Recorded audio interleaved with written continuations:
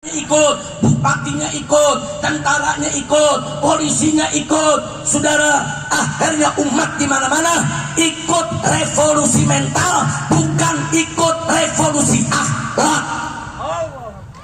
Ada yang bertanya, Habib, apa beda revolusi mental dengan revolusi akhlak? Mau tahu gak? Jawab jangan. Kapan? Bulan depan saya datang lagi. Bukan sekali-sekali tablik begini ada PR begitu. Nah, apa beda revolusi mental dengan revolusi akhlak? Dari 10 tahun yang lalu, saudara, saya sudah berteriak di mimbar-mimbar di sepanjang Pulau Jawa, Kalimantan, Sumatera, saudara. Di mana-mana kita menolak revolusi mental. Kenapa? Kita sudah sampaikan ke presiden, kita sudah sampaikan ketika itu, saudara, kepada para pemimpin. Satu, karena istilah revolusi mental itu dulu digunakan oleh PKI. Orang-orang tua kita dulu yang hidup dari tahun 65, saudara, itu bisa merasakan bagaimana dulu Partai Komunis Indonesia di mana-mana saat kampanye meneriakkan revolusi mental. Waktu itu saya protes, kenapa jargon PKI yang dipakai? Kan ada jargon Islam, revolusi akhlak. Yang kedua, saya ingatkan, yang pertama kali mengkampanyekan revolusi mental adalah Karl Marx, saudara. Siapa itu Karl Marx?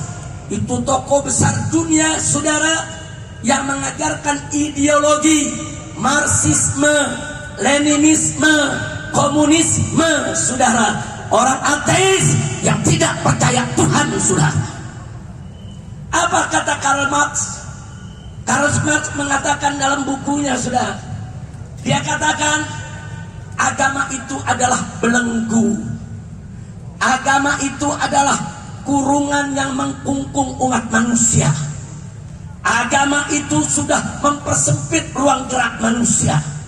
Agama itu menjajah jiwa kita, menjajah mental kita. Kata Karl Marx, karenanya kalau manusia mau hidup merdeka, mau hidup bebas, tanpa kungkungan, tanpa belenggu, maka merdekakan mentalnya dari ikatan agama. Bahaya tidak? Bahaya tidak? Jadi revolusi mental itu membebaskan mental dari ikatan agama. Jangan mau diatur dengan agama. Agama itu aturan Tuhan, itu mempersempit ruang gerak hidup manusia, saudara. Saya mau tanya, ini ajaran begini, saudara, sesat tidak? Sesat. Kafir tidak? Kafir. Kalau orang Islam ikuti ini murtad tidak? Murtad. Na'udzubillah min. Saya udah ingetin 10 tahun yang lalu. Satu, saya bilang revolusi mental ini jargonnya PKI, nggak boleh kita pakai lagi. Jangan dihidupkan lagi. Kalau mau dihidupkan, saya jadi curiga apakah presidennya PKI. Saya sampaikan dulu ya, kawan.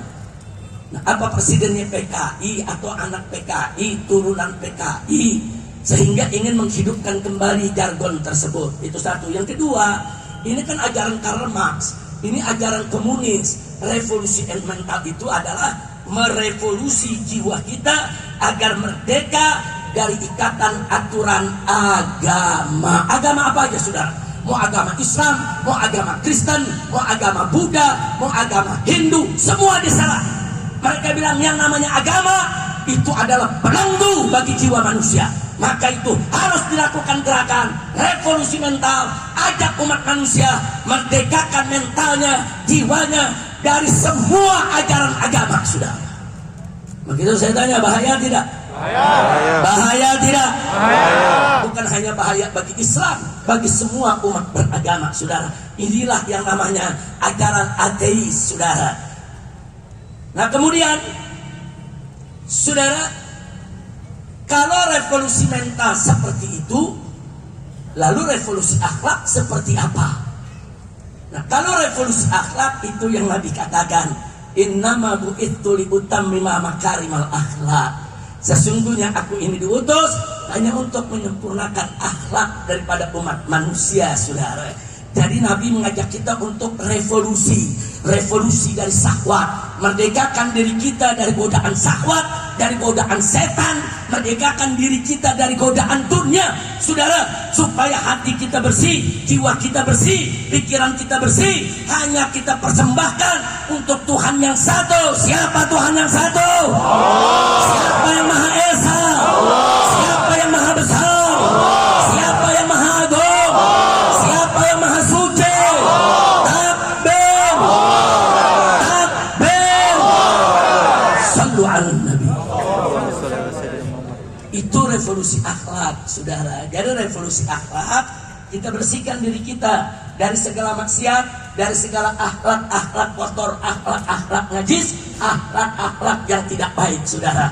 Hanya akhlak yang mulia, akhlak yang terpuji, yang wajib kita jaga, insya Allah. Nah, kalau gitu saya tanya, revolusi mental dengan revolusi akhlak sama atau tidak? Tidak. Sama atau tidak? Tidak. Revolusi mental, saudara, itu diperjuangkan oleh Karl Marx.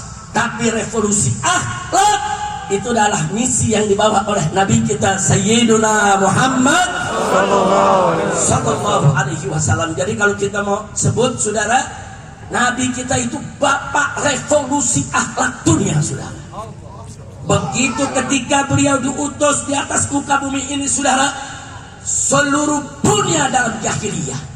Bukan Arab saja yang jahiliyah, saudara, seluruh dunia jahiliyah. Mari kita lihat di Persia ketika itu, satu kekaisaran yang begitu besar. Di sana merebak ajaran bahwa seorang ayah berhak untuk mengawini anak kandungnya.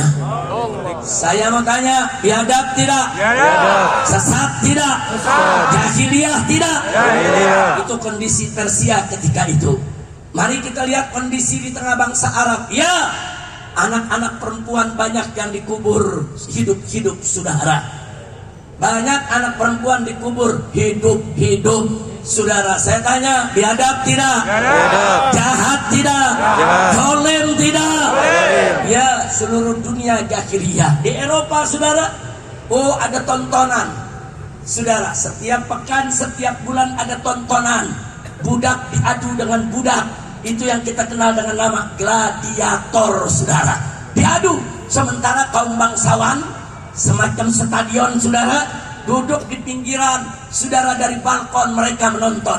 Manusia dengan manusia diadu sampai salah satunya mati, saudara. Enggak puas manusia dengan manusia diadu, saudara.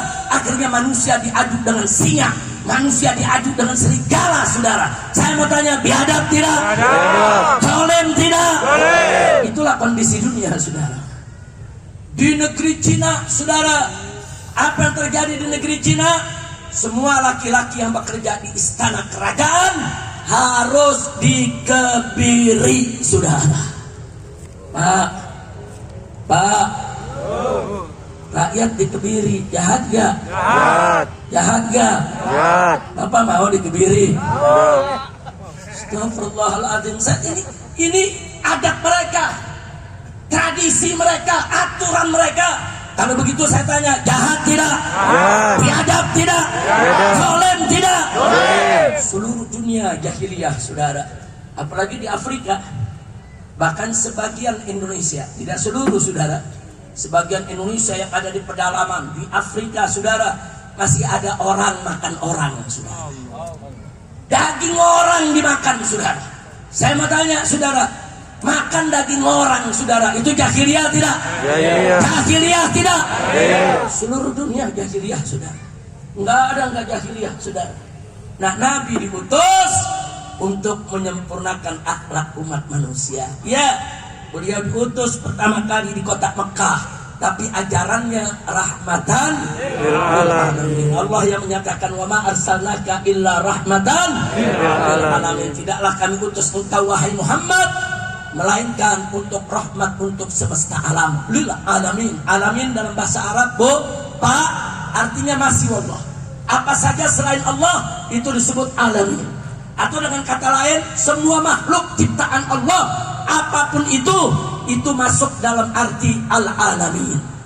Berarti kalau Nabi dikatakan rahmatan lil alamin, rahmat untuk alam manusia, rahmat untuk alam malaikat, rahmat untuk alam jinnya, rahmat saudara untuk alam haywanat, rahmat untuk alam daripada tumbuhannya saudara, rahmat untuk seluruh alam semesta. Sallu ala Nabi. Nah, kalau Nabi diutus sebagai rahmat, maka syariat yang dibawanya juga merupakan rahmat bagi alam semesta. Maka itu syariat Islam menjadi solusi untuk apa? Untuk mengobati perilaku-perilaku biadab, perilaku-perilaku jahat, sifat-sifat jelek dimanapun manusia itu berada saudara. Bagaimana Islam mengajarkan akhlak yang baik, bagaimana Islam mengajarkan tata krama, bagaimana Islam mengajarkan budi pekerti. Semua kezaliman, adat jahiliyah dihapus oleh ajaran Nabi kita Sayyiduna Muhammad Sallallahu Alaihi Wasallam. Itu saya mau tanya, Nabi revolusi akhlaknya dahsyat tidak? Jawab yang kompak, dahsyat tidak? Bagus tidak? Indah tidak? Bangga kita dengan Nabi? Yakin? Percaya? Cinta? Takbir? Saudara, kita punya Nabi, misinya menyempurnakan akhlak. Yang menariknya, sebelum Nabi ngajak orang lain berakhlak, Nabi akhlaknya sudah sempurna saudara.